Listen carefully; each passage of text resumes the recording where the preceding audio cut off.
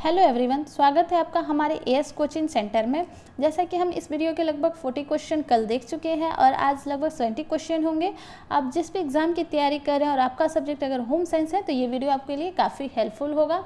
अगर आप सबको वीडियो अच्छी लगे तो please like, share and subscribe ज़रूर करें और कमेंट्स में ज़रूर बताएं कि आपको वीडियो अच्छी लगी और कुछ कमी दिखे तो वो भी बताएं कि क्या कमी है, हम उसमें सुधार करेंगे। तो हम आते हैं अपने पहले क्वेश्चन पे और कल के लास्ट क्वेश्चन पे। 40 नंबर क्वेश्चन है, फैमिली लाइफ सर्कल की सबसे व्यस्त अवस्था कौन सी है? संकुचित अवस्था, विस्तृत अवस्था एवं आरंभिक अवस्था या फिर आर्थिक पुनर्नियोजन अवस्था। तो फैमिली लाइफ सर्कल की 3 अवस्थाएं होती हैं, यहाँ 3 अवस्थाएं दी हुई हैं, आरंभिक अवस्था, विस्तृत अवस्था एवं संकुचित अवस्था। तो सबसे व्यस्त अवस्था कौन सी होती है? तो ये होती है विस्तृत अवस्था। विस्तृत अवस्था इसलिए होती है क्योंकि यहाँ पे जब दो लोग अपने माँ बाप की फैमिली छोड़ के आपस में शादी करते हैं, शादी करने के बाद फैमिली जैसे कि बच्चे ये सब आगे बढ़ने की कोशिश करते हैं, अपनी फैमिली बनाने की कोशिश करते हैं, तो वहाँ सबसे व्यस्त अवस्था मानी जाती है और हर चीज़ की डिमांड भी ज़्यादा रहती है, चाहे वो पैसा हो, समय हो, कुछ भी हो, सबकी ज़्यादा डिमांड होती है विस्तृत अवस्था में। और संकुचित अवस्था वो होती है कि जहाँ लोग अपनी सारी जिम्मेदारियों को निभा के फ्री हो चुके होते हैं और उनके जो बच्चे होते हैं उनकी शादियां कर चुके होते हैं और वो अपने लाइफ पार्टनर को लेके कहीं और शिफ्ट हो चुके रहते हैं। तो लास्ट में 2 जन बचते हैं, मम्मी पापा। जब वो साथ में लास्ट में बच जाते हैं उसे संकुचित अवस्था कहते हैं। तो हम आते हैं अपने नेक्स्ट क्वेश्चन पे।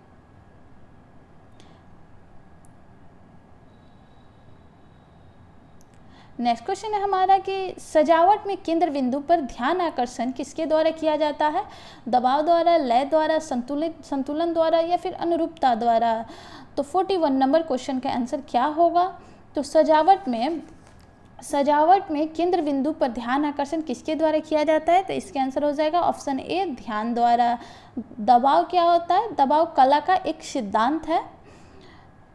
दबाव कला का एक सिद्धांत होता है और सजावट में केंद्र बिंदु पर ध्यान आकर्षण करने के लिए हम ध्यान आकर्षण के लिए उस पर दबाव डालते हैं। नेक्स्ट क्वेश्चन पे आते हैं। नेक्स्ट क्वेश्चन है हमारा कि क्रम से 2 रंगों का नियमित प्रयोग करते हुए प्राप्त लय कहलाता है। क्या कहलाता है? जैसे कि हम यहाँ पे क्वेश्चन में ध्यान में देखेंगे कि क्रम से दो, इससे कुछ समझ में आ रहा है? आगे हम ऑप्शन देख लेते हैं, विकिरण लय, नंबरवार लय, विरोधी लय या फिर उपरोक्त सभी। यहाँ पे 2, जहाँ भी गणना की बातें आ जाएगी हम उसे नंबरवार में कर लेंगे या फिर संख्यात्मक में कर लेंगे। ऑप्शन भी सही होगा। तो क्रम से 2 रंगों का नियमित प्रयोग नंबरवार लय में आता है। जैसे कि अगर हम 2 रेड कलर यूज़ करते हैं तो फिर 2 ग्रीन कलर यूज़ करते हैं तो फिर 2 रेड कलर, तो ऐसे को हम नंबरवार लय में काउंट करेंगे। नेक्स्ट क्वेश्चन पे आते हैं। और विरोधी के जानते हैं आप कि एक के अपोजिट दूसरा, फिर तीसरा, फिर चौथा। नेक्स्ट क्वेश्चन पे आते हैं। नेक्स्ट क्वेश्चन हमारा आय के साधन है। तो आय के कौन से साधन है? भत्ता, पेंशन, मासिक आय या फिर ग्रेजुएटी। तो आय यहाँ पे पूछ रहा है, आय के साधन नहीं है, यहाँ पे नहीं मिस हो गया है, आप नहीं ऐड कर लीजिएगा। आय के साधन नहीं है, कौन से नहीं है? तो आय के साधन मासिक आय नहीं होगा, जैसे कि भत्ता से भी हमें पैसे मिलते हैं, पेंशन से भी हमें पैसे मिलते हैं और ग्रेजुएटी से भी हमें पैसे मिलते हैं। ग्रेजुएटी हम उसे बोलते हैं कि जब हम सर्विस में होते हैं तो हमारे कुछ पैसे कटते रहते हैं और जब लास्ट में हमें रिटायरमेंट मिलती है और जो एक साथ हमें ज़्यादा पैसे मिलती है उसे ही ग्रेजुएटी कहते हैं। पेंशन जब हम रिटायरमेंट के बाद पर मंथ हमें सैलरी की जो आधे मिलती है उसे हम पेंशन बोलते हैं। तो आय के साधन मासिक आय नहीं होगा। मासिक आय का प्रकार होता है। प्रकार 3 प्रकार का होता है, एक मौद्रिक, एक वास्तविक, एक मानसिक। वास्तविक में 2 आते हैं, एक प्रत्यक्ष और एक अप्रत्यक्ष। तो मासिक आय हो जाएगा आय के प्रकार में, आय के साधन में नहीं होगा। और मासिक आय की प्राप्ति हमें कैसे होती है?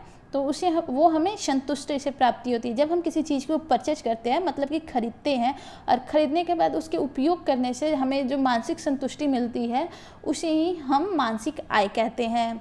तो आते हैं हम नेक्स्ट क्वेश्चन पे। नेक्स्ट क्वेश्चन है हमारा कि श्वसन एवं जलन के फलस्वरूप उत्पन्न होता है, तो क्या होता है? कार्बन डाइऑक्साइड, ऑक्सीजन, नाइट्रोजन या फिर जलवाष्प। 44 नंबर क्वेश्चन के आंसर क्या होगा? अगर आप सब ये सारे ही टेस्ट मेरे साथ लाइव करना चाहते हैं तो प्लीज़ चैनल को सपोर्ट कीजिए, लाइक शेयर सब्सक्राइब कीजिए। 1000 सब्सक्राइबर पे ही यूट्यूब लाइव आने की परमिशन देगा, तो ये आप सबकी जिम्मेदारी बनती है कि आप जल्द से जल्द कोशिश कीजिए कि 1000 सब्सक्राइबर हो जाए कम से कम एग्ज़ाम से पहले, ताकि अच्छे से लाइव और पूरा मैं मेहनत करने के लिए रेडी हूँ। लाइव टेस्ट करेंगे हम। तो हम कहाँ थे? 44 नंबर क्वेश्चन पे। श्वसन एवं जलन के फलस्वरूप उत्पन्न होता है, तो क्या होता है? तो श्वसन एवं जलन के फलस्वरूप कार्बन डाइऑक्साइड उत्पन्न होता है। जैसे कि ऑक्सीजन हमारे लिए जीवनदायी होता है, वैसे ही कार्बन डाइऑक्साइड पेड़ पौधों के लिए जीवनदायी होता है। नेक्स्ट क्वेश्चन पे आते हैं। नेक्स्ट क्वेश्चन है हमारा कि प्रकृति के संवातन के प्रकार नहीं है, कौन से नहीं है? विसरण, ताप में नियंत्रण, प्लीनल सिस्टम या फिर संवहन धाराएं। तो प्रकृति के संवातन के प्रकार नहीं है, कौन से नहीं है? तो वो हो जाएगा प्लीनल सिस्टम। प्लीनल सिस्टम एक कृत्रिम संवातन है। नेक्स्ट क्वेश्चन पे आते हैं। नेक्स्ट क्वेश्चन है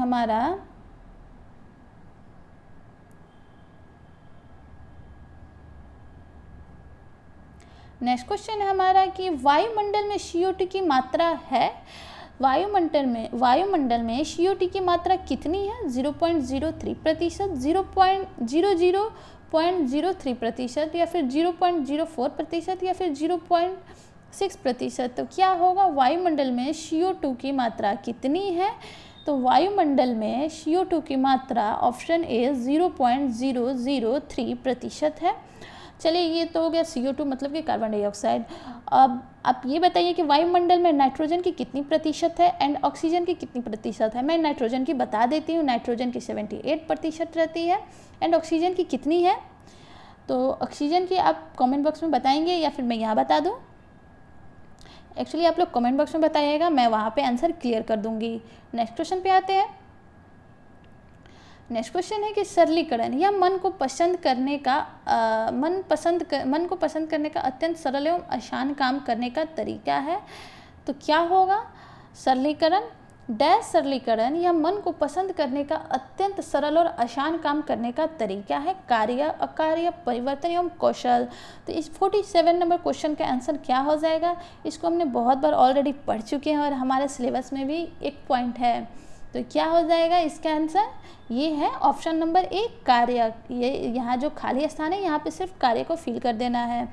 कार्य सरलीकरण या मन को पसंद करने का अत्यंत सरल एवं आसान काम करने का तरीका है।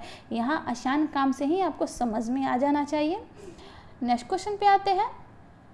नेक्स्ट क्वेश्चन है कि शिक्षा और प्रशिक्षण के अंतर का मुख्य आधार है। शिक्षा एवं प्रशिक्षण के मुख्य आधार क्या है? ज्ञान, कौशल, मनोवृत्ति या फिर उपरोक्त सभी।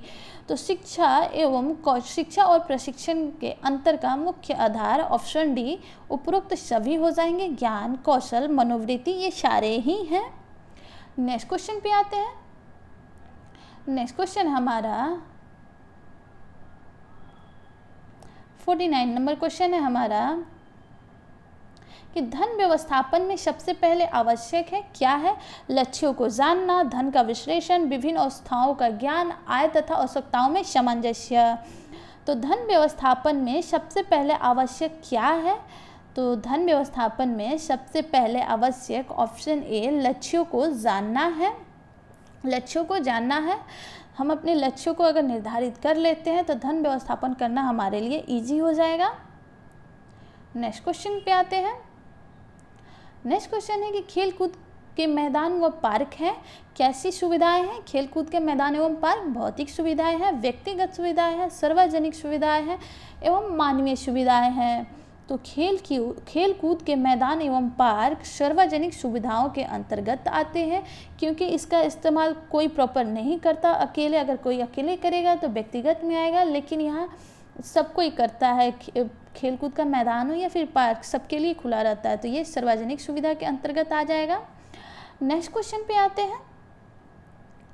नेक्स्ट क्वेश्चन है कि वे संसाधन जो वातावरण में उपस्थित है किंतु प्रयोग नहीं किए जाते हैं, वे कौन से संसाधन हैं? तो रिजर्व संसाधन, भंडार संसाधन, विकसित संसाधन या फिर संभावित संसाधन।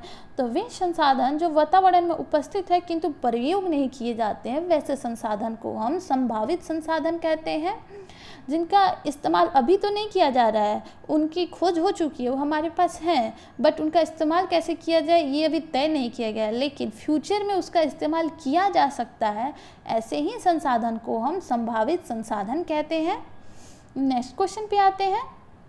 नेक्स्ट क्वेश्चन है हमारा कि योग्यता और कौशल यह साधन के उदाहरण है। तो कैसे साधन के उदाहरण हैं? व्यक्तिगत, सामुदायिक, व्यक्तिगत, नैसर्गिक या फिर परिवार। तो योग्यता एवं कौशल कैसे संसाधन के उदाहरण हैं? तो ये व्यक्तिगत संसाधन के उदाहरण हैं। आपकी योग्यता आपके अंदर निहित है, आपकी कौशल आपके अंदर निहित है, तो ये क्या हो जाएगा? जो आपके अंदर योग्यता कौशल हो सकता है सामने वाले में ना हो। जैसे सचिन तेंदुलकर क्रिकेट खेलना, उसके अंदर कौशल है। लता मंगेशकर का गाना गाना, उसका कौशल है, उसकी योग्यता है। तो ये व्यक्तिगत होती है, हर मनुष्य में अलग अलग होती है, सबकी अपनी अपनी योग्यताएं और कौशल होती है। जैसे कि ज्ञान, अच्छाई, बुराई, ये सारे ही कौशल मानवीय कौशल के अंतर्गत आते हैं। नेक्स्ट पे आते हैं। नेक्स्ट है कि मानवीय संसाधन। मानवीय संसाधन है मानवीय, अर्जित, गैर मानवीय या फिर निहित। तो मानवीय संसाधन कौन सी है? तो यहाँ पे ये क्वेश्चन को अगर ठीक करना चाहें तो हम इसमें लिख सकते हैं, जैसे कि सारे ही मानवीय संसाधन के अंतर्गत दे दिया है। तो इस क्वेश्चन में अगर हम नहीं को ऐड कर देते हैं, जैसे कि मानवीय संसाधन नहीं है, तो कौन सी नहीं है? तो वो हो जाएगी गैर मानवीय। गैर मानवीय संसाधन मानवीय संसाधन के अंतर्गत नहीं आएगी, जबकि ये मानवीय संसाधन, अर्जित संसाधन एवं निहित, मानवीय संसाधन अर्जित और निहित की जा सकती है, तो ये मानवीय के अंतर्गत आती है। जैसे कि कौशल, अभी हमने पढ़ा था ना, कौशल, योग्यता, ज्ञान, अच्छाई, बुराई, ये सारे ही मानवीय हैं। नेक्स्ट क्वेश्चन पे आते हैं। धन एक बहुमूल्य साधन है। धन कैसा साधन है? मानवीय संसाधन है, अर्जित संसाधन है, गैर मानवीय संसाधन है या फिर निहित संसाधन है? तो धन एक बहुमूल्य संसाधन है। तो कैसी संसाधन है? तो धन, ऑप्शन सी हो जाएगा, गैर मानवीय संसाधन है। धन गैर मानवीय संसाधन के अंतर्गत आती है। अभी हमने इससे पहले देखा था कि ये सारे मानवीय के अंतर्गत आते हैं, मानवीय, अर्जित एवं निहित। नेक्स्ट क्वेश्चन पे आते हैं। नेक्स्ट क्वेश्चन है हमारा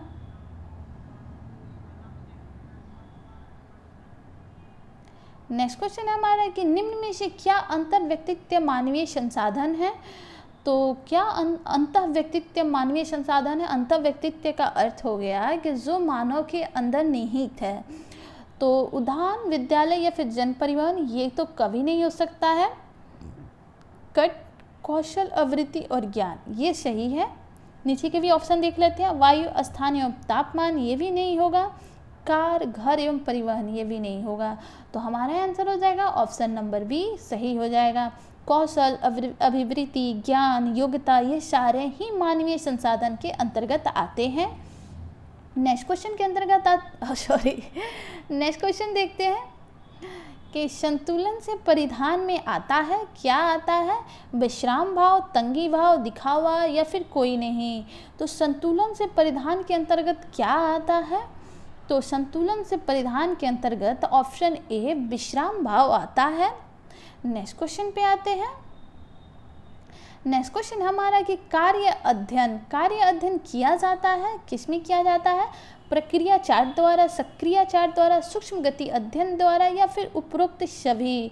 तो कार्य अध्ययन किया जाता है किसके द्वारा? तो इसके आंसर हो जाएगा ऑप्शन नंबर डी, उपरोक्त सभी।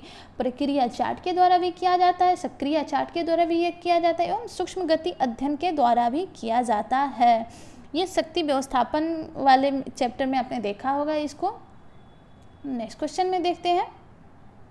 नेक्स्ट क्वेश्चन है हमारा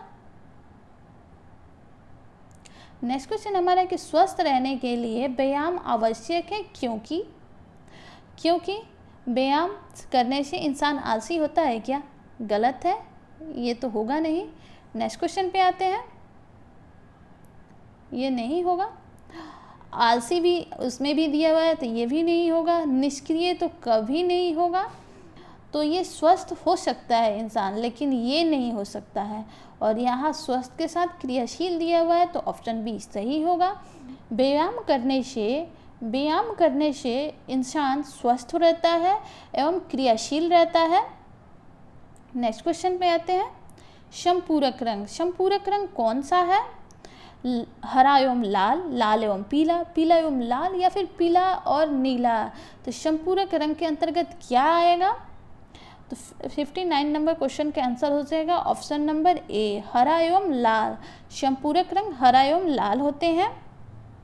नेक्स्ट क्वेश्चन पे आते हैं, मानसिक कार्य करने वाले व्यक्ति को शारीरिक कार्य करने वाले व्यक्ति की अपेक्षा ऊर्जा की कम आवश्यकता होती है, अधिक आवश्यकता होती है, बराबर आवश्यकता होती है, या फिर कोई नहीं। तो मानसिक कार्य करने वाले व्यक्ति को शारीरिक कार्य करने वाले व्यक्ति की अपेक्षा ऊर्जा की कम आवश्यकता होती है। जैसे कि एक क्वेश्चन आपने पहले मैंने कभी कराया होगा, मुझे याद है कि अगर कोई इंसान 40 मिनट अगर मानसिक कार्य करता है तो उसे कितना आराम की आवश्यकता होती है? तो उसे 2 मिनट अगर आप आराम करने देंगे तो वो फिर से काम करने के लिए रेडी रहता है। वहीं अगर कोई व्यक्ति शारीरिक कार्य 40 मिनट किया है तो उसे लगभग 20 मिनट का आराम चाहिए होता है। तो यहाँ क्या पूछ रहा था? मानसिक कार्य करने वाले को ऊर्जा की कम आवश्यकता होती है। और जो मजदूरी करते हैं ना, जो शारीरिक श्रम ज़्यादा करते हैं, उन्हें ऊर्जा की अधिक आवश्यकता होती है। तो ये उनके लिए सही हो जाएगा, लेकिन मानसिक वाले के लिए ये सही है। नेक्स्ट क्वेश्चन पे आते हैं। नेक्स्ट क्वेश्चन है हमारा कि एनालॉगस कलर योजना रंगों का समावेश करती है।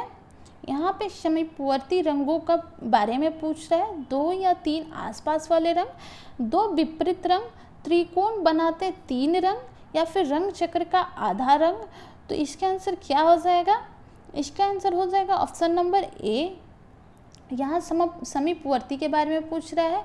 एनालॉगस कलर योजना, जो समीप के रंग होते हैं, 2 या फिर 3 रंग, जो आसपास वाले रंग होते हैं, वो मिलके रंगों का समावेश करती हैं, रंगों का निर्माण करती हैं, उन्हें ही एनालॉगस कलर कहते हैं। नेक्स्ट क्वेश्चन पे आते हैं। नेक्स्ट क्वेश्चन है हमारा कि 2 तृतीयक श्रेणी के रंग मिलने से बनते हैं। तो क्या बनते हैं? द्वितीयक रंग, चतुर्थ रंग, प्राथमिक रंग, या फिर मध्यवर्ती रंग। तो दो तृतीयक श्रेणी के रंग मिलने से क्या बनते हैं? तो यहाँ पे तृतीयक दिया हुआ है तो तृतीय के बाद चतुर्थ आएगा, तो चतुर्थ रंग हो जाएगा। ऑप्शन बी सही है। नेक्स्ट क्वेश्चन पे आते हैं।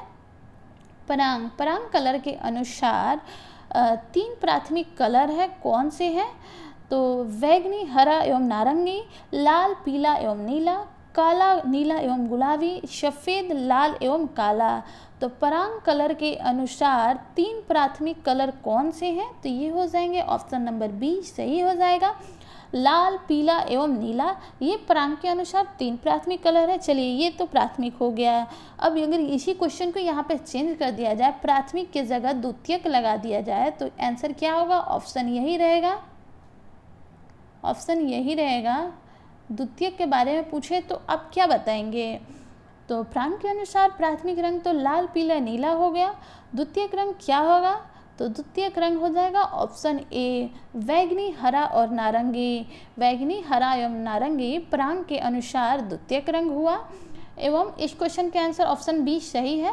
प्राथमिक पूछ रहा है तो लाल, पीला, नीला। चलिए नेक्स्ट क्वेश्चन पे आते हैं। नेक्स्ट क्वेश्चन है हमारा कि अधिकतम मूल्य का रंग है। तो अधिकतम मूल्य का रंग कौन सा है? लाल, सफ़ेद, काला या फिर पीला। तो अधिकतम मूल्य का रंग ऑप्शन नंबर सी काला होगा। काला क्यों होगा? क्योंकि बहुत से रंगों के मिश्रण से काला जितने भी होते हैं ना, सारे रंगों को सोख लेता है। बहुत से रंगों के मिश्रण से काला रंग का निर्माण होता है। तो ये काला रंग द्वितीयक रंग के निर्माण में आ जाएगा। और काले रंग को अगर हम किसी और रंग में डालते हैं तो वहाँ पे भी क्वेश्चन पूछता है कि उसे क्या कहते हैं। अगर हम काले रंग को किसी और रंग में मिलाते हैं तो उसे शेड या फिर छाया बोलते हैं, छाया बोलते हैं। और यहाँ तो हो गया अधिकतम मूल्य, लेकिन अगर आपसे न्यूनतम मूल्य पूछते और ऑप्शन यही रहे तो आप क्या आंसर टिक करेंगे? न्यूनतम मूल्य का रंग कौन सा हो जाएगा? तो न्यूनतम मूल्य का रंग हो जाएगा ऑप्शन नंबर बी, सफ़ेद। ये मतलब ये जितने भी रंग होते हैं ना उसमें से किसी को भी अवशोषित नहीं करता, उसे फिर रिटर्न कर देता है। और ये सफ़ेद रंग को अगर हम किसी रंग में मिलाते हैं, जैसे कि काला रंग को हम किसी रंग में मिलाते हैं तो उसे शेड या फिर छाया बोलते हैं, तो वैसे ही अगर हम सफ़ेद रंग को किसी रंग में मिलाते हैं तो हम उसे टिंट बोलते हैं, टिंट। नेक्स्ट क्वेश्चन पे आते हैं।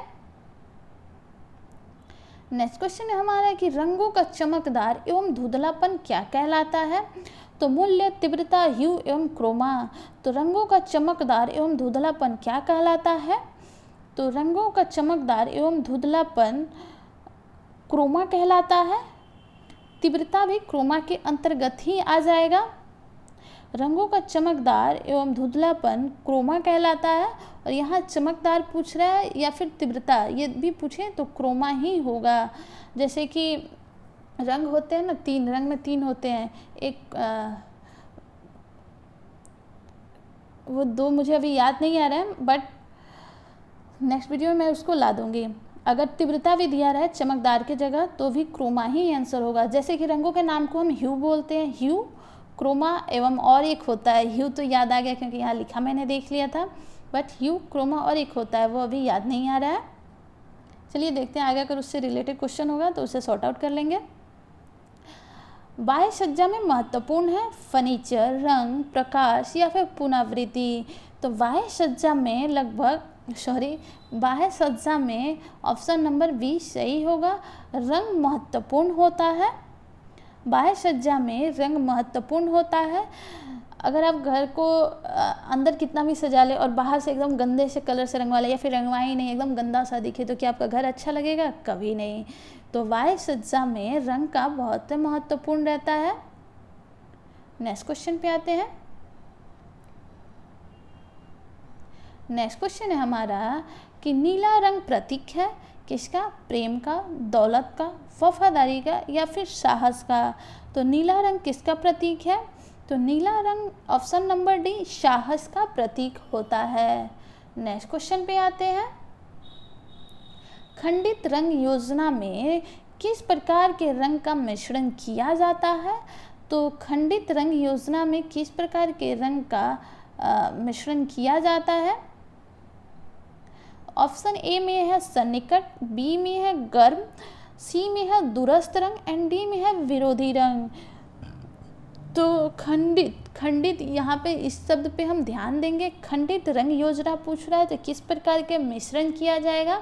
तो खंडित पूछ रहा है तो हम विरोधी रंग का इस्तेमाल करेंगे, विरोधी रंग का इस्तेमाल करेंगे। और यहाँ पे गर्म रंग पूछ रहा है तो गर्म रंग कौन सा होता है?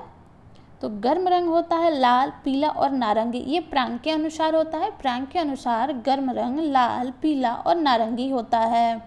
नेक्स्ट क्वेश्चन पे आते हैं। नेक्स्ट क्वेश्चन है हमारा कि रंगों का महत्व है सुंदरता में, मनोभाव में बदलाव में या फिर व्यक्तित्व निखारने में या फिर सभी में। तो रंगों का महत्व ऑप्शन नंबर डी, इन सभी में होता है। सुंदरता निखारने में भी होता है, मनोभाव को बदलाव करने में भी आता है एंड व्यक्तित्व को निखारने में आता है। नेक्स्ट क्वेश्चन पे आते हैं। नेक्स्ट क्वेश्चन है हमारा उपभोक्ता दिवस कब मनाया जाता है?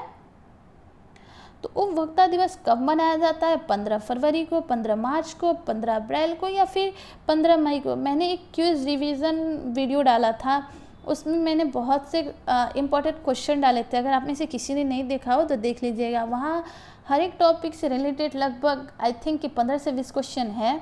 मैंने एक वीडियो में 500 ट्राई किया था बट हो नहीं पाया था, पता नहीं क्यों। तो 400 लगभग एक वीडियो में और दूसरे वीडियो में 200 क्वेश्चन है। आप चाहें तो उसे जाके देख सकते हैं। तो विश्व उपभोक्ता दिवस कब मनाया जाता है? तो विश्व उपभोक्ता दिवस कब मनाया जाता है? तो इसका आंसर हो जाएगा ऑप्शन बी 15 मार्च को। ये तो विश्व उपभोक्ता दिवस हो गया, लेकिन अगर आपसे पूछे कि अपने इंडिया में, भारत में उपभोक्ता दिवस कब मनाया जाता है, तो इसका आंसर क्या होगा? तो इसका आंसर हो जाएगा 24 दिसंबर। 24 दिसंबर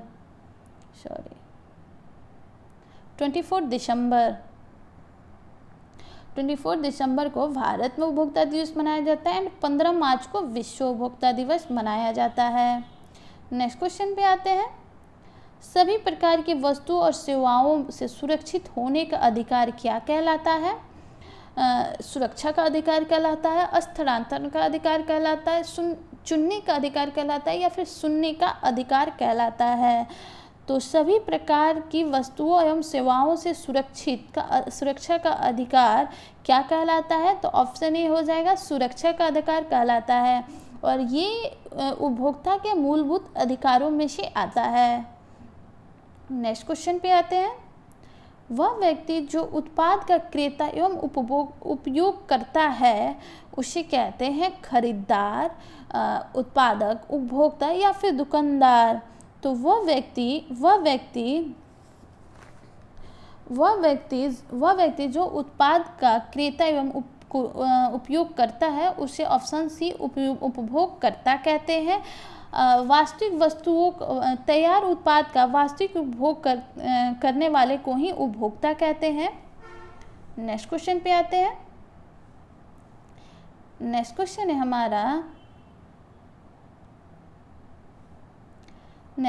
है हमारा कि जिला स्तर पर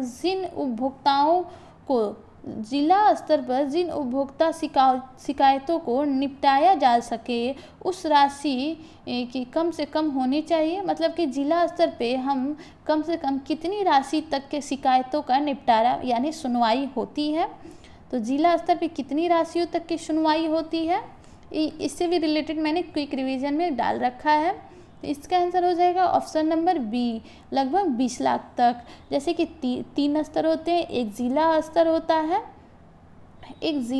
होता है, एक प्रांतीय स्तर होता है और एक राष्ट्रीय स्तर होता है। जिले स्तर पे 20 लाख तक करते हैं एंड प्रांतीय स्तर पे हम 20 लाख से 1 करोड़ करते हैं एंड राष्ट्रीय स्तर पे हम 1 करोड़ से ऊपर तक के शिकायत दर्ज करते हैं। और उपभोक्ता शिकायत लगभग किस धारा के अंतर्गत दर्ज की जाती है? तो उपभोक्ता शिकायत धारा 12 के तहत दर्ज की जाती है एंड उपभोक्ता शिकायतों का निपटारा कितने दिनों के अंदर कर देना रहता है? तो उपभोक्ता शिकायतों का निपटारा 90 दिन के अंदर कर दिया जाता है। नेक्स्ट क्वेश्चन पे आते हैं। नेक्स्ट क्वेश्चन है हमारा कि उपभोक्ता का उपलब्ध, जैसे कि ये कूट में आंसर है, अभी हमने इसी रिलेटेड क्वेश्चन देखा था ना कि उपभोक्ता का उपलब्ध 4 मूलभूत अधिकार कौन से हैं। आपको इनमें से उपभोक्ता के 4 मूलभूत अधिकारों को सेलेक्ट करना है। सुरक्षा का अधिकार, ये तो हमने ऊपर ही देखा था। सूचना का अधिकार, संरक्षण का अधिकार, विकल्प का अधिकार या फिर सुनवाई का अधिकार। तो आप बताएं कि इसमें से कौन सा आंसर होगा 74 नंबर का। तो 74 नंबर क्वेश्चन का आंसर क्या होगा? तो सुरक्षा का अधिकार हमने ऊपर ही देखा था। सूचना का अधिकार से रिलेटेड भी शायद हमने ऊपर क्वेश्चन देखा। सुरक्षा का अधिकार, सूचना का अधिकार, फिर आ जाएगा विकल्प का अधिकार एवं लास्ट में आता है सुनवाई का अधिकार। सुनवाई उपभोक्ता की किस धारा के अंतर्गत होती है? धारा 12 के अंतर्गत आती है। एंड कितने दिनों के अंदर सुनवाई हो जाती है? तो 90 दिन के अंदर सुनवाई हो जाती है। मैंने अभी ऊपर बताया आप सबको। इसका आंसर हो जाएगा ऑप्शन बी। उपभोक्ता का उपलब्ध 4 मूलभूत सिद्धांत हैं: सुरक्षा का अधिकार, सूचना का अधिकार, विकल्प का अधिकार एवं सुनवाई का अधिकार। नेक्स्ट क्वेश्चन पे आते हैं। नेक्स्ट क्वेश्चन है हमारा कि मुंडेल ने कार्य सरलीकरण को 3 परिवर्तन के वर्गों में विभाजित किया है और इसमें से पहला कौन सा है? हालांकि इस क्वेश्चन को भी मैंने बहुत बार पहले करा रखा है। तो मुंडेल ने कार्य सरलीकरण के 3 परिवर्तन वर्गों को विभाजित किया है। ये तो चलो एक क्वेश्चन ये हो गया कि मुंडेल ने कार्य सरलीकरण को कितने परिवर्तन वर्गों में विभाजित किया है? तो 3 में किया है। अब उसमें से पहला कौन है? तो तो पहला हो जाएगा हाथ और शरीर की गतियों में परिवर्तन। पहला तो ये हो गया। अब ये क्वेश्चन मैंने बहुत बार कराया है, हालांकि लाइव करती तो मैं अभी आपसे पूछ सकती थी, बट मुझे ही आंसर देना होगा फिलहाल। यहाँ पहला दिया हुआ, अगर पहला को हटा के आपसे दूसरा पूछ दे कि मुंडेल ने कार्य सरलीकरण के 3 परिवर्तन वर्गों में विभाजित किया है, जिसमें दूसरा परिवर्तन कौन सा है, तो दूसरे का आंसर क्या देंगे? दूसरे का आंसर हो जाएगा ऑप्शन बी। पहला हो जाएगा हाथ एवं शरीर की गतियों में परिवर्तन, दूसरा हो जाएगा कार्य संग्रहीकरण एवं उपकरण में परिवर्तन, एंड अगर आपसे तीसरा पूछे तो तीसरा हो जाएगा उत्पादन में परिवर्तन। पहला आएगा हाथ शरीर की गतियों में परिवर्तन, दूसरा कार्य संग्रहीकरण एवं उपकरण में परिवर्तन, एंड तीसरा आएगा उत्पादन में परिवर्तन। नेक्स्ट क्वेश्चन पे आते हैं। नेक्स्ट क्वेश्चन है हमारा, एक्चुअली आप में से कल किसी ने मुझसे कहा था कि मैम क्वेश्चन को एक्सप्लेन भी कर दिया करें, तो इसलिए आज सारे क्वेश्चन को एक्सप्लेन किया जा रहा है। हो सकता है वीडियो थोड़ी लंबी हो जाए, अगर आपको लगे कि वीडियो लंबी बन जा रही है तो आप कमेंट सेक्शन में कमेंट कर दीजिएगा। नेक्स्ट वीडियो से एक्सप्लेन नहीं किया जाएगा, आपको सिर्फ आंसर बता दिए जाएंगे। तो हम आते हैं अपने नेक्स्ट क्वेश्चन पे। भारतीय परिवारों की विशेषता है क्या है? संयुक्त परिवार, पितृसत्रात्मक, रक्त संबंध, या फिर इनमें से सभी। तो भारतीय परिवारों की क्या विशेषता है? तो चूंकि हम इंडियन हैं तो ये क्वेश्चन का आंसर सॉल्व करना बहुत ही इजी है। भारतीय परिवारों की विशेषता ये सारे हैं, इनमें से सभी। भारतीय परिवार पितृसत्रात्मक होते हैं। यहाँ अपने यहाँ शादी करके लड़कियाँ ही अक्सर लड़कों के घर जाती हैं। और संयुक्त परिवार हमारे यहाँ का सबसे पुराना प्रचलन है और अभी तक है। अधिकतर लोगों के घर में संयुक्त परिवार ही रहते हैं। और रक्त संबंध भी है, ये हमारे परिवार की विशेषता है। चलिए नेक्स्ट क्वेश्चन पे आते हैं। नेक्स्ट क्वेश्चन है हमारा कि परिवार में गृहिणी के व्यक्तित्व का सबसे मार्मिक पक्ष क्या होता है? तो बहन का पक्ष, लड़की का पक्ष, माता का पक्ष, या फिर पत्नी का पक्ष। तो परिवार में गृहिणी का सबसे मार्मिक पक्ष क्या होगा? तो इसका आंसर हो जाएगा ऑप्शन ए, माता का पक्ष। नेक्स्ट क्वेश्चन पे आते हैं। नेक्स्ट क्वेश्चन है हमारा कि व्यक्ति के जीवन में एक दूसरे से घनिष्ठ संबंध रखते हैं, तो क्या रखते हैं? मूल्य, आयोजन एवं लक्ष्य, लक्ष्य, आयोजन एवं मूल्य, मूल्य, लक्ष्य एवं स्तर, और स्तर, लक्ष्य एवं मूल्यांकन। तो व्यक्ति के जीवन में एक दूसरे से घनिष्ठ संबंध कौन से रखते हैं? तो व्यक्ति के जीवन में एक दूसरे से घनिष्ठ संबंध ऑप्शन नंबर सी, मूल्य, लक्ष्य एवं स्तर रखते हैं। अच्छा, आपसे ये क्वेश्चन पूछ दिया जाए कि मूल्य, लक्ष्य एवं स्तर को कैसे प्रदर्शित करते हैं, जैसे कि मतलब मान लीजिए आपसे ये पूछ सकता है चतुर्भुज, आयत या फिर त्रिभुज, किसमें? तो इसको मूल्य, लक्ष्य एवं स्तर को हमेशा ही ट्रायंगल शेप में प्रदर्शित करते हैं। मूल्य यहाँ पे श्रेष्ठ में होता है, फिर यहाँ पे लक्ष्य आ जाता है और यहाँ पे स्तर आता है। मूल्य, लक्ष्य एवं स्तर, इसको हम त्रिकोण में प्रदर्शित करते हैं। गृह प्रबंधन के उत्प्रेरक तत्व 3 होते हैं, ये मूल्य, लक्ष्य एवं स्तर। मूल्य का स्थान हमेशा केंद्र में होता है, मूल्य का स्थान हमेशा केंद्र में होता है। मूल्य से ही लक्ष्य निर्धारित होता है और लक्ष्य से ही स्तर का निर्धारण होता है। नेक्स्ट क्वेश्चन पे आते हैं। आई होप कि आपको सारे क्वेश्चन समझ में आ रहे हैं। नेक्स्ट क्वेश्चन पे आते हैं।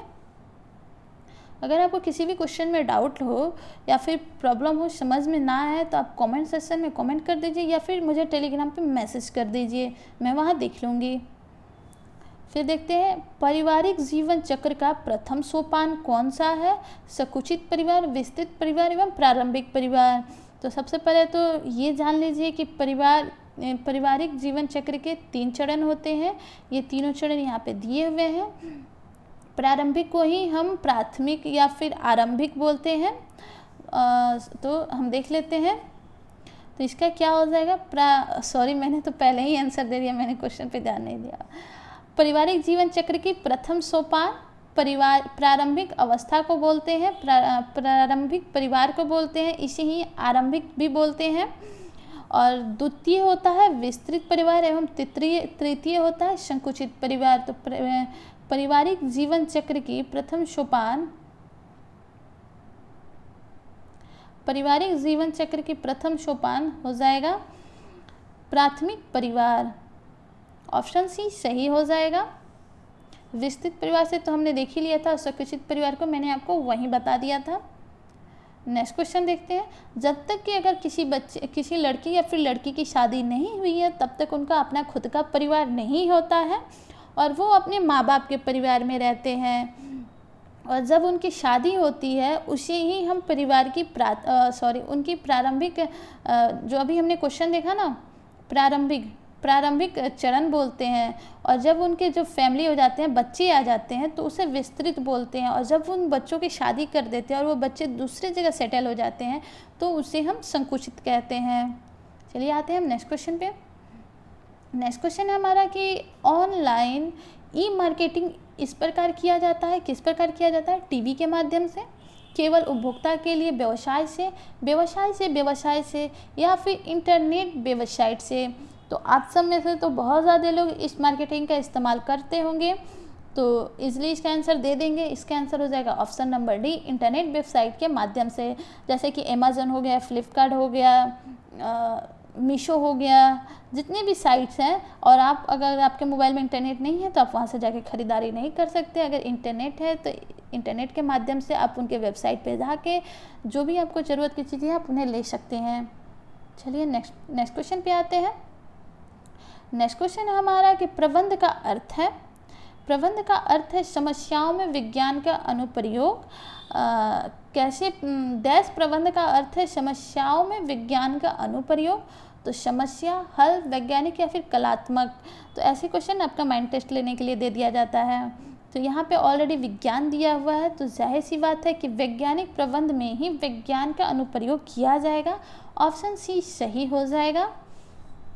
नेक्स्ट क्वेश्चन पे आते हैं। नेक्स्ट क्वेश्चन है हमारा कि भवन की विभिन्न इकाइयों का सूर्य, वायु की दिशा, वर्षा एवं इलाके के तल रूप के आधार पर स्थानांतरण करना कहलाता है। क्या कहलाता है? आमुखीकरण कहलाता है, भौतिक विशेषताएं कहलाती हैं, कमरों का फैलाव कहलाता है, या फिर समुद्रीकरण कहलाता है। तो क्या कहलाता है? तो ये ऑप्शन ए, इसका आंसर सही हो जाएगा ऑप्शन ए, आमुखीकरण कहलाता है। भवन की विभिन्न इकाइयों का सूर्य, वायु की दिशा, वर्षा एवं इलाके के तलरूप के आधार पर स्थानांतरण करना आमुखीकरण कहलाता है। नेक्स्ट क्वेश्चन पे आते हैं। नेक्स्ट क्वेश्चन है हमारा कि वितरण के चैनलों को अनुक्रम में व्यवस्थित करना है। ये क्वेश्चन भी शायद मैंने कराया है। तो वितरण के चैनलों को अनुक्रम में व्यवस्थित करना है, जैसे थोकदार, विनिर्माता, उपभोक्ता या फिर फुटकर। यहाँ कूट में आंसर देना है। तो सबसे पहले क्या आता है? तो सबसे पहले उत्पादक आता है। सबसे पहले उत्पादक आता है, फिर उसके बाद क्या आता है? फिर उसके बाद थोक विक्रेता आता है, जो उत्पादक से थोक के भाव में खरीदते हैं। फिर उसके बाद से फुटकर आते हैं, फुटकर विक्रेता आते हैं। फिर उसके बाद से उपभोक्ता आता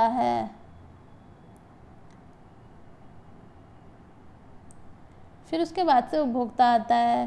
तो सबसे पहले क्या आएगा?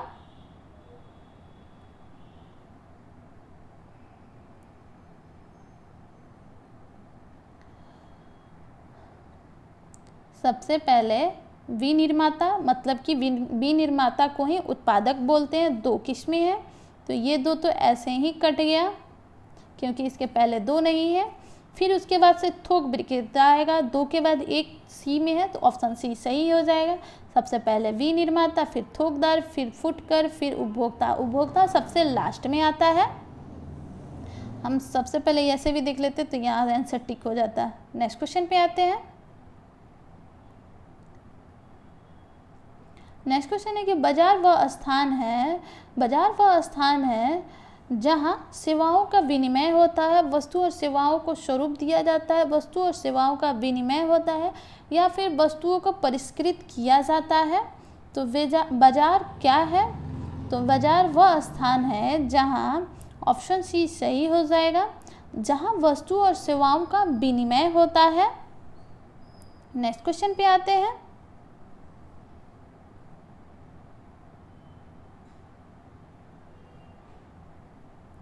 नेक्स्ट क्वेश्चन है हमारा कि वानस्पतिक पैकेट बंद खाद्य पदार्थ पर चिन्ह लगा होता है, तो किसका चिन्ह लगा होता है? ISI का, FPO का, रेड डॉट का या फिर ग्रीन डॉट का? तो वानस्पतिक पैकेट, जैसे कि यहाँ पे वानस्पतिक दिया हुआ है, तो वानस्पतिक पैकेट पे हमेशा ही ग्रीन डॉट लगा रहता है। और अगर मांसाहारी पैकेट है, जैसे कि नॉनवेज है, वेज पे हमेशा ग्रीन डॉट, नॉनवेज है उस पे हमेशा रेड डॉट लगा रहता है। और FPO किस पे लगा होता है? जैम या जेली वाले पे। मांसाहारी पे रेड डॉट, और मांसाहारी पे रेड डॉट और शाकाहारी पे ग्रीन डॉट। ऑप्शन डी सही हो जाएगा। नेक्स्ट क्वेश्चन पे आते हैं। यहाँ हमें कूट में आंसर देना है। यहाँ हमें कूट में आंसर देना है।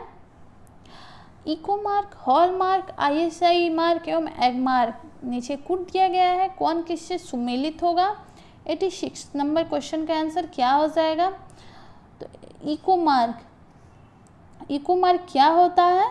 इको मार्क पर्यावरण हितैषी होता है, जो पर्यावरण को नुकसान नहीं पहुंचाता है, वैसे चीज़ों पे इको मार्क लगा होता है। तो A का 4 सब में दिया हुआ है। हॉल मार्क आभूषणों पे दिया रहता है। आप में से बहुत सारे लोगों के पास ज्वेलरी हो गए, आप सब देखते होंगे उसमें हॉल मार्क गारंटी रहता है आभूषणों का कि वह कितने कैरेट, जितना कैरेट लिखा है उतना ही कैरेट वो होगा। तो B का 5, B का भी 5 इन दोनों में है, तो ये दोनों, सॉरी ये वाला तो कट गया, ये वाला कट गया क्योंकि इसके B में 5 नहीं है। ISI मार्क किसके लिए है? तो ISI मार्क उत्पादन प्रमाणन के लिए रहता है, एंड एक मार्क कृषि विपणन के लिए रहता है। ऑप्शन 2, तो इसके आंसर कौन सा? ऑप्शन A सही हो जाएगा। ऑप्शन A सही हो जाएगा।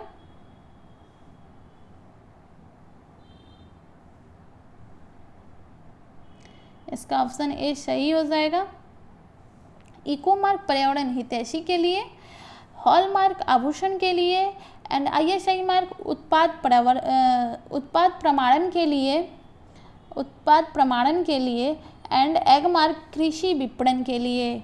हो गया ना। नेक्स्ट क्वेश्चन पे आते हैं। परिवार की अर्थव्यवस्था के सफल संचालन के लिए निम्न में से किन मूल सिद्धांतों का ज्ञान होना आवश्यक है? अर्थशास्त्र का, आय का, व्यय का, या फिर इनमें से कोई नहीं? तो परिवार की अर्थव्यवस्था के सफल संचालन के लिए निम्न में से किन मूल सिद्धांतों का होना आवश्यक है? तो इसका आंसर हो जाएगा ऑप्शन नंबर A, अर्थशास्त्र का। नेक्स्ट क्वेश्चन पे आते हैं। नेक्स्ट क्वेश्चन है हमारा कि गद्दा युक्त पृष्ठ वाले फर्नीचर को डैश कहते हैं? ड्रावर, मेज, कुर्सी या फिर अपहोस्ट्री? तो गद्दा युक्त पृष्ठ वाले फर्नीचर को क्या कहते हैं? तो इसका आंसर हो जाएगा ऑप्शन नंबर D, अपहोस्ट्री। जिस भी फर्नीचर पे अगर गद्दे लगे रहते हैं हम उसे अपहोस्ट्री कहते हैं। नेक्स्ट क्वेश्चन पे आते हैं। दबाव डालने से पूर्व क्या सोचना आवश्यक नहीं है? दबाव किस पे डाला जाए, दबाव कैसे डाला जाए, दबाव क्यों डाला जाए, दबाव कहाँ डाला जाए? तो दबाव डालने से पूर्व क्या सोचना आवश्यक नहीं है? तो इसका आंसर हो जाएगा ऑप्शन नंबर C, दबाव क्यों डाला जाए। दबाव किसी बिंदु पर लोगों का ध्यान आकर्षण करने के लिए डाला जाता है, और क्यों डाला जाता है ये कभी नहीं होता। किस पे डाला जाता है, कैसे डाला जाता है और कहाँ डाला जाता है, ये आवश्यक होता है सोचना। नेक्स्ट क्वेश्चन देखते हैं। नेक्स्ट क्वेश्चन है कि भारतीय मानक संस्थान ISI किस वर्ष इसकी स्थापना हुई थी? भारतीय मानक संस्थान ISI की स्थापना किस वर्ष हुई थी? 1949 में, 1950 में, 1959 में या फिर 1947 में? तो भारतीय मानक संस्थान ISI की स्थापना कब हुई थी? तो इसकी स्थापना हुई थी 6 जनवरी 1947 को। 6 जनवरी भी हम याद रखेंगे, 6 जनवरी 1947 को भारतीय मानक संस्थान ISI की स्थापना 6 जनवरी 1947 को हुई थी। नेक्स्ट क्वेश्चन पे आते हैं। नेक्स्ट क्वेश्चन है हमारा कि सर्वाधिक असुरक्षित चेक होता है, कौन सी चेक होता है? Account payee cheque, draft cheque, bearer cheque या फिर विदेशी चेक? तो सर्वाधिक असुरक्षित चेक कौन सा होता है? तो इसके आंसर हो जाएगा option number C. Bearer cheque को ही वाहक चेक भी बोलते हैं और सर्वाधिक असुरक्षित चेक बैरियर चेक होता है। नेक्स्ट क्वेश्चन पे आते हैं। बजट का मुख्य परंतु अंतिम मद है प्रतिदिन संतुलित एवं बढ़िया भोजन लेना, धन को आकस्मिक प्रयोग के लिए रखना, घर स्वयं का घर, विलासिता वस्तुओं पर व्यय करना। तो बजट का मुख्य परंतु अंतिम मध्य कौन सा होता है? तो ये होता है तो इसका आंसर हो जाएगा ऑप्शन नंबर बी, धन को आकस्मिक प्रयोग के लिए रखना। नेक्स्ट क्वेश्चन पे आते हैं। नेक्स्ट क्वेश्चन है हमारा कि कम दूरी की दुकान से छोटी मात्रा में बार बार सामानों यथा साबुनों को खरीदने को कहते हैं, क्या कहते हैं? कम दूरी की दुकान से छोटी मात्रा में बारंबार सामान या साबुन खरीदने को क्या कहते हैं? सुविधाजनक सामान, दुकानदारी सामान, विशेषज्ञता सामान या फिर उपरोक्त में से कोई नहीं? तो उसे हम सुविधाजनक सामान कहेंगे। सुविधाजनक सामान क्यों कहेंगे ये देख लीजिए। अगर आपको किसी चीज़ की ज़रूरत पड़ी, मान लीजिए नमक की ज़रूरत पड़ी, तो आपको 10 किलोमीटर चल के दूर जाने से बेटर है कि अगर आपके घर के पास में कोई शॉप है तो आपको तुरंत नमक की ज़रूरत पड़ी तुरंत जाके ले लिए, साबुन की ज़रूरत पड़ी तुरंत जाके ले लिए। तो ये आपके लिए क्या हुआ? सुविधा ही हुआ ना। अगर आपको बार बार कहीं दूर जाना पड़ता तो आप नहीं जाके ले पाते, तो वो सुविधाजनक नहीं कहलाता। लेकिन वो आपके नज़दीक मिल रहा है तो आपके लिए सुविधाजनक कहलाएगा।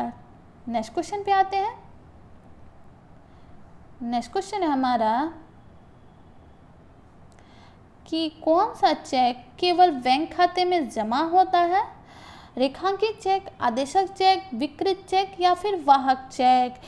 तो कौन सा चेक केवल बैंक में जमा होता है? तो रेखांकित चेक जो होता है ये केवल बैंक में जमा होता है। और जो रेखांकित चेक होता है इसमें जो रेखा होती है वो किस साइड की जाती है चेक के? तो रेखांकित चेक में जो ऐसे जो साइड में हम ऐसे 2 लाइन क्रॉस काटते हैं, ये चेक के बाईं ओर काटी जाती है। और इसी रेखांकित चेक से किसी को भी अगर हम रेखांकित चेक देते हैं तो वो उसके हाथ में कैश पेमेंट नहीं होगा, वो उसके अकाउंट में जमा होगा, जो भी अकाउंट नंबर हम चेक में लिखते हैं। आदेशक चेक हम उसे कहते हैं जिसमें हम आदेश देते हैं, ऑर्डर देते हैं कि हाँ इसे इतना पेमेंट कर दिया जाए। विकृत चेक हम उसे कहते हैं कि जब हम किसी चेक को किसी पर्सन को देते हैं तो अगर उसमें हमसे कोई मिस्टेक हो जाती है, गलती हो जाती है या फिर ज़्यादा काटकूट हो जाती है, या फिर हिंदी में हम लिख देते हैं 10,000, इंग्लिश में लिख देते हैं हम उसको 15,000, तो वैसे भी वो विकृत चेक हो जाएगा। या फिर वो कहीं से फटा हो तो भी वो विकृत चेक के अंतर्गत आएगा। वाहक चेक असुरक्षित चेक होता है। ये वो चेक होता है जैसे अगर हमने किसी और को दे दिया तो उसे कोई भी किसी भी बैंक से ले जाके उसको भजा सकता है, वैसे चेक को हम वाहक चेक बोलते हैं और ये असुरक्षित चेक होता है। अगर वाहक चेक किसी को दिया गया और उससे गुम हो जाता है और जिसे मिलता वो भी जाके अगर उस चेक से पैसे निकाल लेता है तो वो उसे पैसे मिल जाएंगे। ऐसे चेक को वाहक चेक बोलते हैं और ये असुरक्षित होता है। और हमारे क्वेश्चन का आंसर है ऑप्शन नंबर ए, रेखांकित चेक। रेखांकित चेक से केवल बैंक खाते में ही पैसे जमा होते हैं। नेक्स्ट क्वेश्चन पे आते हैं। तुलना करने के लिए उपयोग में आने वाला माप है, कौन सा माप है? तुलना करने के लिए उपयोग में आने वाला माप है मूल्य, लक्ष्य, स्तर या फिर दृष्टिकोण। तो तुलना करने के लिए उपयोग में आने वाला माप स्तर होता है। हम हमेशा ही इसे त्रिकोण में मापते हैं। मूल्य हमेशा केंद्र पे होता है, लक्ष्य यहाँ और स्तर यहाँ। मूल्य से ही लक्ष्य का निर्धारण होता है और लक्ष्य से ही स्तर का निर्धारण होता है और स्तर से ही हम तुलना करते हैं। नेक्स्ट क्वेश्चन पे आते हैं। बचत है। बचत क्या है? आय से, अगर आय से व्यय माइनस कर दे तो, या फिर व्यय से आय माइनस कर दे तो, या फिर आय और प्लस व्यय होता है, या फिर व्यय प्लस आय होता है। तो बचत हम किसे कहते हैं? बचत हम हमेशा आय में से व्यय को माइनस कर देते हैं। जैसे कि हमारे पास 100 रुपये हैं, 100 रुपये अगर हमारे हैं और उसमें से हमने 50 खर्च कर दिए तो ये हमारे व्यय हो गए। तो आय से अगर हमने व्यय को माइनस किया तो जो हमारे पास 50 रुपये बचा, इसी को ना हम बचत कहेंगे। तो बचत क्या है? तो आय माइनस व्यय इक्वल टू बचत। नेक्स्ट क्वेश्चन पे आते हैं। नेक्स्ट क्वेश्चन है हमारा कि प्राकृतिक संवातन के अंतर्गत आता है, क्या आता है? वातानुकूलन, एग्जॉस्ट फैन या फिर संवहन धाराएं या फिर इनमें से कोई नहीं। तो यहाँ पे प्राकृतिक मतलब कि नेचुरल पूछ रहा है। तो प्राकृतिक संवातन के अंतर्गत क्या आएंगे? तो ये आएगा ऑप्शन नंबर सी, संवहन धारा है। वातानुकूलन एसी को बोलते हैं, तो ये कृत्रिम के अंतर्गत आ जाता है। और एग्जॉस्ट फैन भी आप सबके किचन में लगा होगा, आप सबको पता होगा, ये भी कृत्रिम के अंतर्गत आ जाएंगे। लेकिन संवहन धाराएं ये प्राकृतिक संवातन के अंतर्गत आता है। नेक्स्ट क्वेश्चन पे आते हैं। नेक्स्ट क्वेश्चन हमारा कि खिड़कियों की दिशा का महत्व है। तो खिड़कियों की दिशा का क्या महत्व है? हवा और रोशनी के लिए, हवा और बाहरी सौंदर्य के लिए, हवा और हवादारी के लिए, रोशनी और सौंदर्य के लिए। तो खिड़कियों एवं दिशा का महत्व क्या है? तो इसके आंसर हो जाएगा ऑप्शन नंबर ए, हवा एवं रोशनी के लिए। खिड़कियों का इस्तेमाल हम किस लिए करते हैं? ताकि हमारे घर में लाइट आए। और किस लिए करते हैं? ताकि लाइट के साथ साथ हवा भी है। इसी को प्राकृतिक संयातन भी बोल सकते हैं हम। नेक्स्ट क्वेश्चन पे आते हैं। कृत्रिम वायु का आवागमन का प्रकार है, तो कौन सा है? तो एग्जस्ट वेंटिलेशन है, मतलब कि एग्जॉस्ट फैन है, वातानुकूलन है, और यहाँ पे भी फंसाने के लिए संतुलित वायु का आवागमन दे रखा है, जैसा कि अभी हमने एक क्वेश्चन देखा। और नीचे उपयुक्त सभी दे रखा है। तो अक्सर हमें क्वेश्चन के अकॉर्डिंग आंसर देना होता है, क्योंकि एग्जॉस्ट फैन के बारे में आप सभी जानते हैं, वातानुकूलन एसी हुआ, ये दोनों ही कृत्रिम के अंतर्गत आते हैं और ये प्राकृतिक के अंतर्गत आता है। लेकिन जब दो आंसर सही हो और नीचे उपयुक्त सभी दिया हो तो हम उपयुक्त सभी को ही टिक करेंगे, तो उपयुक्त सभी आंसर होगा। नेक्स्ट एवं लास्ट क्वेश्चन पे आते हैं।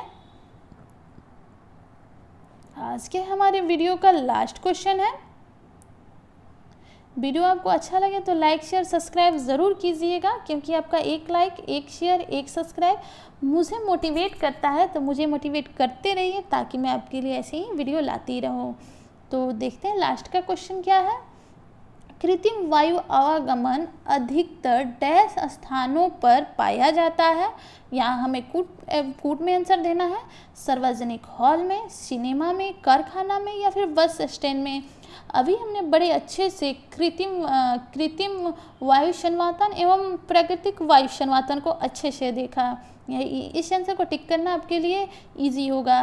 तो कृत्रिम का हम कहाँ इस्तेमाल कर सकते हैं? जहाँ की हम प्राकृतिक का हमें प्राकृतिक संवातन सेवाएं उपलब्ध ना हो, हम नहीं कर सकते। तो बस अड्डे पे हम कर सकते हैं, वो तो खुले स्थान पे होता है, वहाँ प्राकृतिक संवातन है ही। लेकिन सार्वजनिक हॉल, सिनेमा एवं कारखाना ये बड़े बड़े स्पेस में होते हैं और इन्हें यहाँ पे प्राकृतिक संवातन पॉसिबल नहीं होता है। इसलिए कृत्रिम संवातन के द्वारा हम ऐसे स्थानों पे वायु का आवागमन करते हैं। तो इसका आंसर क्या हो जाएगा? ऑप्शन नंबर बी, 1, 2 और 3, सार्वजनिक हॉल, सिनेमा एवं कारखाना। वीडियो आपको कैसी लगी? अच्छी लगी तो लाइक शेयर सब्सक्राइब ज़रूर करें। एक लाइक, एक शेयर, एक सब्सक्राइब ज़रूर करें, क्योंकि आपका 1 लाइक 1 शेयर सब्सक्राइब मुझे मोटिवेट करता है, तो मोटिवेट करते रहिए ताकि मैं ऐसे ही वीडियो लाती रहूं। और इस वीडियो का आपको PDF चाहिए तो डिस्क्रिप्शन में दिए गए टेलीग्राम लिंक दिया हुआ है, वहाँ ज्वाइन हो जाइए। वहाँ सारे ही PDF सेंड कर दिए जाते हैं। हो सकता है कभी कभी 1-2 दिन बाद शेयर किए जाए, लेकिन कर दिए जाते हैं। तो चलिए, वीडियो आपने देखा, आपको अच्छा लगा तो like share subscribe. Thanks for watching.